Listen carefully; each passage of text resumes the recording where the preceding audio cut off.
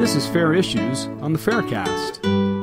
This week's article is entitled Challenging Issues and Keeping the Faith Part 8 by Michael R. Ash, read by Stephen Densley Jr. This and other articles by Michael Ash can be found at MormonTimes.com. This article was used by permission of the author and Mormon Times. As discussed in the past issue, when most Mormons encounter anti-Mormon material, they typically reject the new information as false or unimportant because they are more likely to rely on their spiritual testimony than on information they don't trust or haven't investigated. When critics see such out-of-hand rejections of anti-LDS arguments, they claim that this is proof of Mormon closed-mindedness, a favor of feelings over facts. It's important to point out that feelings don't accurately convey the soul-touching impact that occurs during a spiritual experience. When most Mormons encounter anti-Mormon information, however, they typically brush it aside because of the power of those spiritual experiences, rather than an in-depth and rational examination of arguments, a phenomenon not limited to Mormonism. A number of studies show that all people rely on both rational as well as extra-rational information and evidence when making important decisions.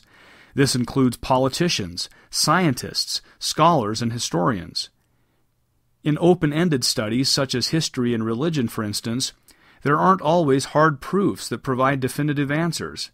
Extra-rational evidences, including inspiration, preconceptions, and bias, typically come into play when engaging such studies. I'll have more on bias and objectivity in a later issue.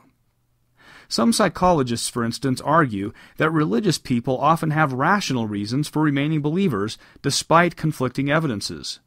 All of us, for example, are involved in relationships with spouses, parents, siblings, or offspring to which we maintain commitments despite unsettling information. We tend to recognize that there are long-term benefits to sticking with committed relationships in spite of the short-term costs, which are sometimes quite high. People committed to their religion accrue benefits such as answers to the meaning of life or the development of a relationship with the divine. Rational people will sacrifice for their religious beliefs when they get more in return.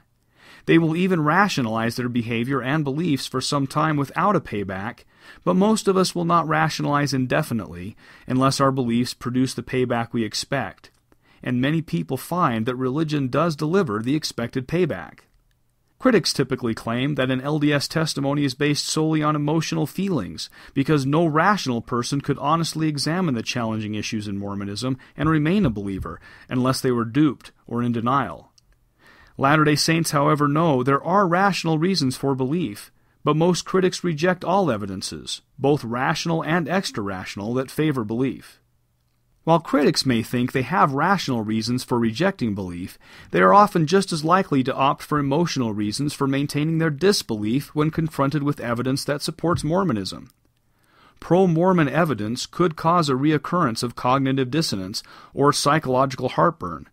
In order to avoid this, and to assure themselves that they have made the right choice in rejecting Mormonism, pro-LDS arguments are typically brushed aside as either false, perhaps a result of feelings, hope, desire, or confirmation bias, or as unimportant. No amount of spiritual testimony can compete with the newly perceived truth of the secular or historical conflicting evidence. Like some of their believing counterparts, they often avoid literature that runs contrary to their belief, or in this case their unbelief.